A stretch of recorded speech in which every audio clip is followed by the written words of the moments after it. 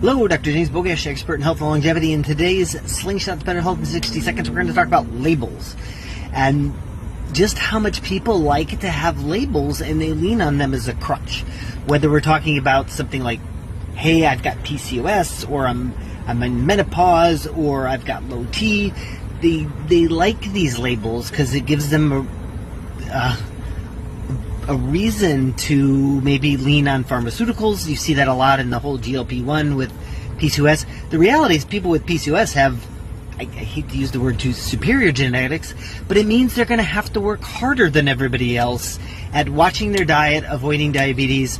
It's not a problem in and of itself. It just means because of your genetics, you have to work harder. Otherwise, there's ramifications.